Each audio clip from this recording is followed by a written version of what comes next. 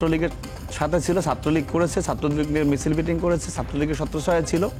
আজকে আমি বলতেছি না যে একেবারে মানে ছাত্রদল সব জায়গায় জয়লাভ করে ফেলতো, এইটার কারণে করতে পারে না। আপনার বাস্তবতা মানতে হবে যে আমরা ক্যাম্পাস থেকে বিতাড়িত ছিলাম। কোন রাজনৈতিক দলের উপরে কি পরিমাণে গুমের ঘটনা ঘটেছে সেখানে দেখবেন একক ছাত্র সংগঠন হিসেবে 2 নম্বর তালিকায় ইসলামী ছাত্র শিবিরের নাম আছে, ছাত্র দলের নাম নাই বা অন্য কোনো ছাত্র সংগঠনের নাম নাই। নির্বাচনগুলো হচ্ছে সেখানেও আপনি দলগুলোর মধ্যে বিভিন্ন অনিয়ম দেখছেন, যদি একটু বলতেন।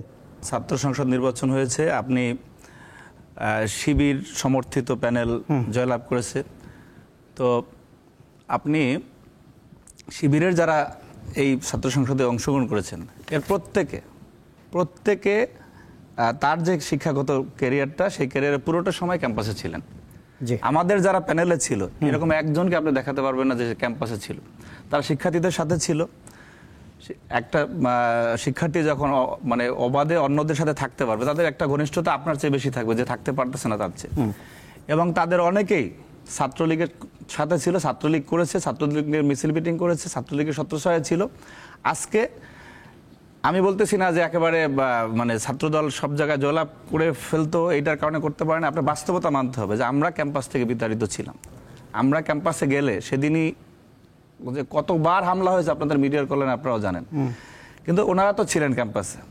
পাশাপাশি ওনাদের মধ্য থেকে এবং ওনাদের মূল দল যে জামায়াত ইসলামী এবং ইসলামী ছাত্র শিবিরও এই ন্যারেটিভটা তারা দিতে পারছে, ছাত্রলীগকে আশ্বস্ত করতে পারেছে যে না, তাদের জন্য, ছাত্রলীগের জন্য শিবির নিরাপদ। নিশ্চয়ই আপনার আমি শেষ করি সেই যে, এবং আমি যেহেতু একটা জায়গায় কাজ করেছি, একাধিক জায়গায় কাজ করেছি, আমি রাকসুর ভোটারও ছিলাম, ছাত্রলীগের ম্যাক্সিমাম ভোটই তারা পেয়েছে।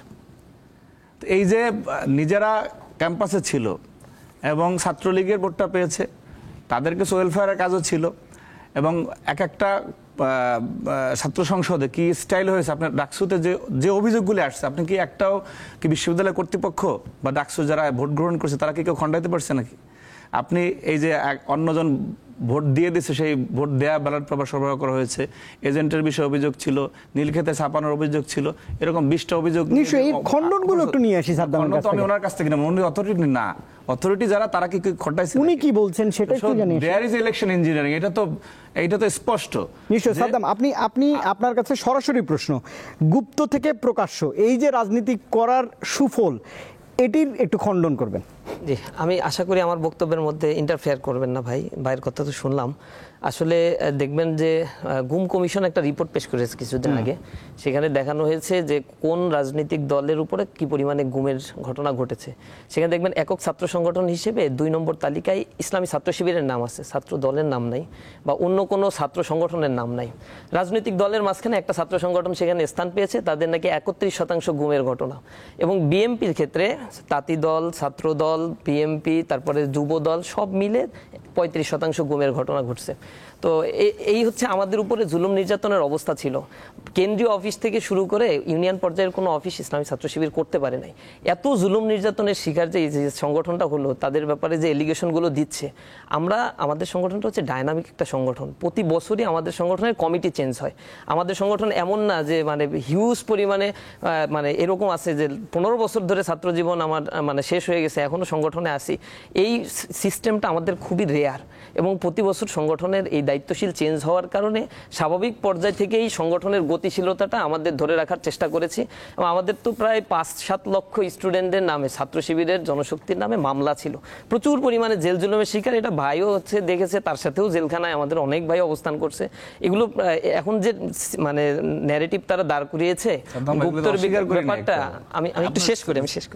গুপ্তর যে ব্যাপারটা, ওইটা 2-3টা এলিগেশন তারা নিয়ে আসে এবং ওই 2টার ব্যাপারে 3টার ব্যাপারে এই মিডিয়াতে শত মিডিয়াবার এখানে বলা হয়েছে। কিন্তু তাদের ব্যাপারেও কিন্তু অজস্র এলিগেশন আছে, ছাত্রলীগ পুনর্বাসনের এলিগেশনগুলো। এই বিষয়গুলো নিয়ে তারা যে কতটাকে মানে এটা রিকভারি করতে পেরেছে, লাস্ট অনেক কমিটিতে আমরা দেখেছি ছাত্রলীগের পোস্টধারী লোকজন ছাত্রদলের কমিটিগুলোতে আছে। সুতরাং গুপ্তবৃত্তি, গুপ্তচরবৃত্তি এগুলো ছাত্রদলই সবচেয়ে বেশি করছে, যেটা আমরা দেখেছি। কিন্তু উদরপিণ্ডি বুদার ঘাড়ে আরেকজনের এটা আমাদের উপরে চাপানোর জন্য চেষ্টা করছে। বিশ্ববিদ্যালয়গুলোতে ছাত্রলীগ যদি ছাত্র শিবিরকে ভোট দেয়, ঢাকা বিশ্ববিদ্যালয়ে তাদের ক্যান্ডিডেটের চাইতে 9,000 ভোট ছাত্র শিবির বেশি পেয়েছে, তো তাদের যদি এখন বিশ্ববিদ্যালয়ে মাত্র 5,000 ভোট থাকে আর ছাত্রলীগের 9,000 ভোট থাকে, তাহলে তো তাদের রাজনীতিই করার দরকার নাই। আপনি রাজশাহী বিশ্ববিদ্যালয়ে যান, তাদের জিএস ক্যান্ডিডেট ক্যান্ডিডেটের চাইতে আমাদের জিএস ক্যান্ডিডেট বা হচ্ছে যিনি বিজয় অর্জন করছে দেখবেন 40-50 গুণ বেশি ভোট পেয়েছে, আবার ভিপি ক্যান্ডিডেট আমাদের 4 গুণ বেশি ভোট পেয়েছে। তো ছাত্রলীগের অ্যাক্টিভিজম বা সকল ভোট ইসলামী ছাত্র শিবির পেয়েছে, এটা মিথ্যা ন্যারেটিভ। আর হচ্ছে ঢাকা বিশ্ববিদ্যালয়ে দেখবেন যে তাদের যে ভিপি ক্যান্ডিডেট জগন্নাথ বিশ্ববিদ্যালয়ে সব ভোট পেয়েছে। জগন্নাথ বিশ্ববিদ্যালয়ে কাদের ভোট কেন্দ্র ছিল বা কাদের হাব ছিল, এই হ্যাঁ জগন্নাথ হল, সেটা সবাই জানে কম বেশি। ওয়েলফেয়ার অ্যাক্টিভিটিস ইসলামী ছাত্র শিবির চালাইছে, ছাত্রদলও প্রচুর পরিমাণে ওয়েলফেয়ার অ্যাক্টিভিটিস করতেছে, এটা অস্বীকার করতে পারবে না। বিভিন্ন ধরনের ফিল্টার সাদ্দাম এবং আমার মনে হচ্ছে এই বিষয়ে আপনাদের যুক্তি খণ্ডন বোঝা গিয়েছে। আমি একটু শেষ করি, সেটা হচ্ছে ছাত্রদলের যে পজিটিভ অ্যাক্টিভিটিসগুলো আমরা বারংবার বলছি, আমরা নতুন রাজনৈতিক একটা সিচুয়েশন তৈরি হয়েছে ক্যাম্পাসে, সবাই মিলে নতুনভাবে ছাত্রদের কল্যাণে কাজ করি। ছাত্রদের মানে ছাত্রলীগ ভোট দিয়ে শিবিরকে জিতিয়েছে, মানে সকল শিক্ষার্থীদের আবার ছাত্রলীগের একটা মানসিকতা তাদের, এই যে জিনিসগুলো